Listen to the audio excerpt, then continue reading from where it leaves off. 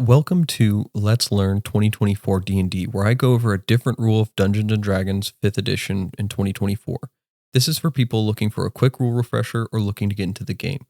Today, we're talking about attack rolls, saving throws, and spell save DC, the remaining of the three types of D20 tests from our previous D20 test video. Let's learn.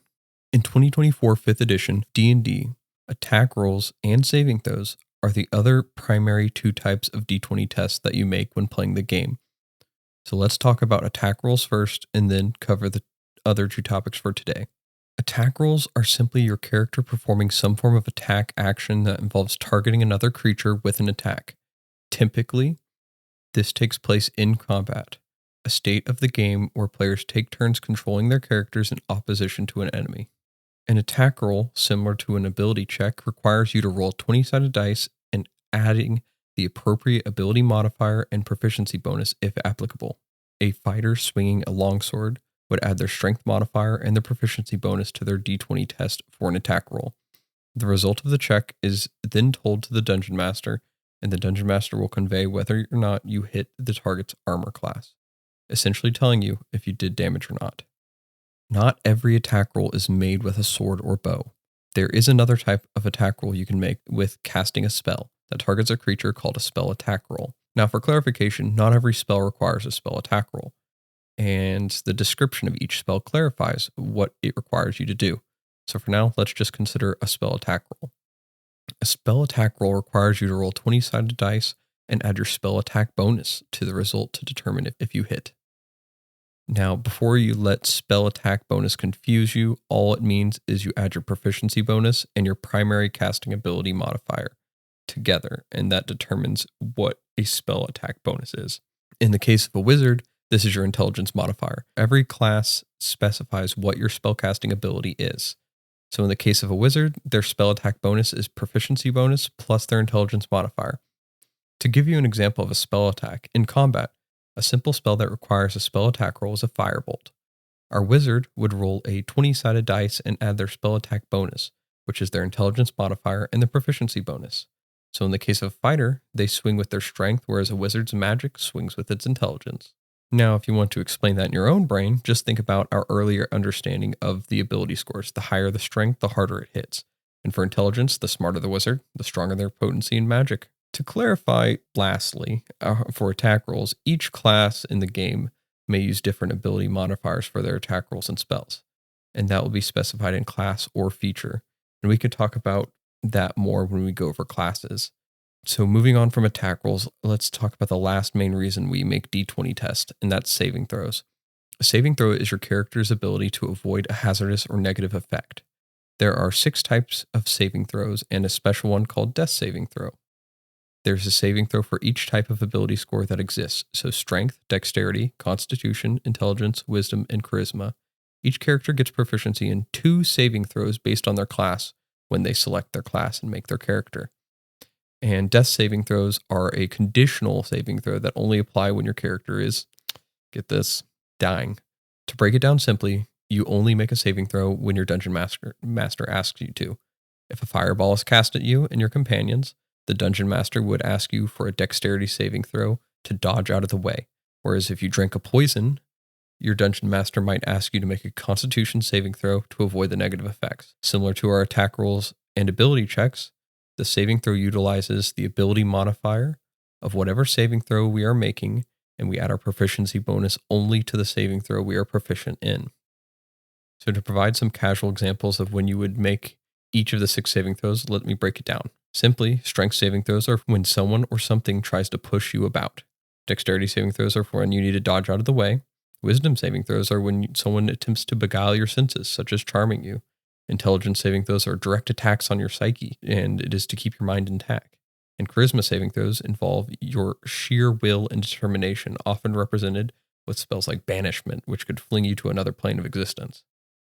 Now, constitution saving throws are essentially your body's ability to ward off negative effects like poison. However, I mentioned 2 other effects in the skill check video, and that is the concentration saving throw and a saving throw that is used to avoid exhaustion. Now, concentration is a special condition characters and monsters get when they are concentrating on a spell. It is a level of focus that they need to maintain a spell's effect that lasts for a while. There are a few ways to affect concentration, but the primary way to affect a creature's concentration is to hit them, usually for damage, so hitting them for damage. When a creature is hit with an attack, they must make a concentration check, which requires them to make a constitution saving throw. The difficulty of the check is 10, or half the damage the creature took, whichever is higher. We will go over difficulty checks shortly, but for now, just know that you have to make a constitution saving throw to maintain concentration on an effect when you take damage. So we've talked a lot about different difficulties of checks, and I think I can tether a lot of this together going over spell save DC or spell save difficulty check. This also includes the general save DC used for class features. So save DCs are a measure of your character's unique ability or spell potency, basically how hard it is to shrug off the effects of the spells or abilities that you create, be it magic or some class feature. This number is generated by 3 little factors. The number 8, plus your proficiency bonus, plus the ability modifier for the feature or spell you are using. So using all of our teachings, we add our proficiency bonus and ability modifier together, along with that number 8.